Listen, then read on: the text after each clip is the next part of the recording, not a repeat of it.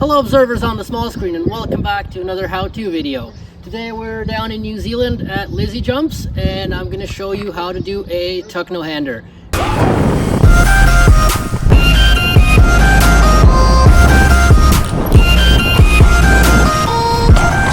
It's one of the sickest, funnest tricks. It looks really good, and it's a really nice kind of intro to tricks.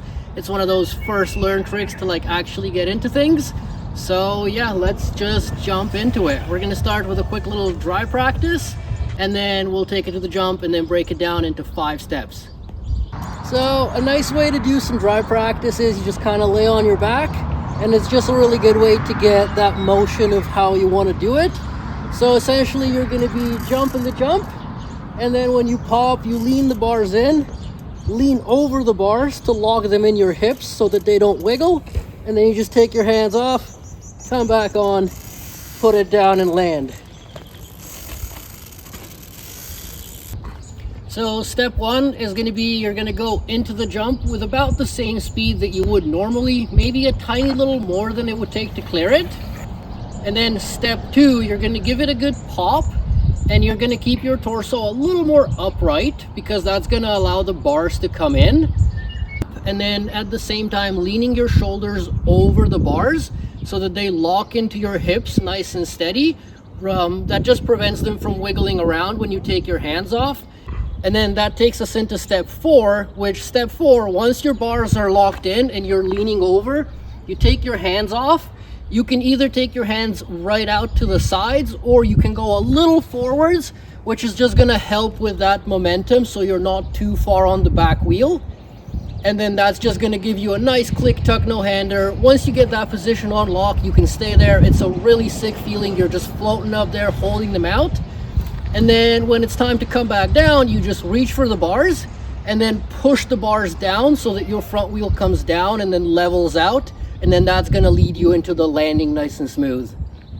All right, so now that we have the 5 steps, basically we're just going to take it to that jump over there, and we're going to do a couple textbook tuck no handers, and hopefully you can get those on lock, and then you can start doing some sick tricks.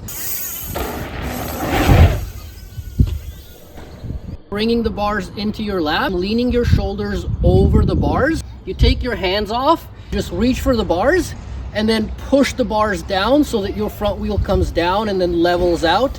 And the further you start leaning into the bike, the more you're going to notice that you're going to want to put your head on one side of the wheel, because if you think about it, when you're coming in, you won't be just over here. You're going to want to be leaning far over, and then you want to be on the side so you don't buzz the tire on your visor, and it just gets a little awkward and just gives you more room to kind of get in properly. The one thing that you should really avoid when trying to get that lean, putting the shoulders over, is don't pull your torso into the bars to get into position, but really pull the bars into your torso. Because if you go leaning over, you're going to end up changing your center of gravity, and it's going to pull you down into the front wheel.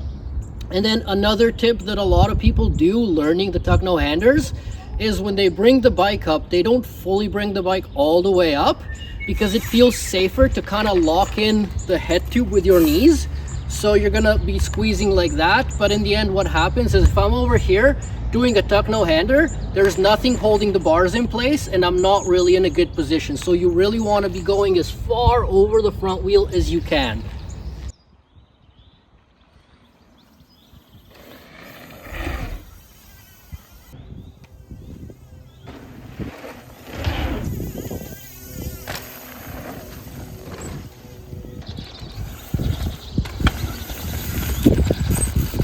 So that was 5 steps on how to do a tuck no hander. Hopefully you enjoyed, got something out of it, and get those tuck no handers on lock. And yeah, just let me know if you want to do any other tricks or if there's anything you want to see. Hope you enjoyed. I said that already, but whatever. See you in the next one.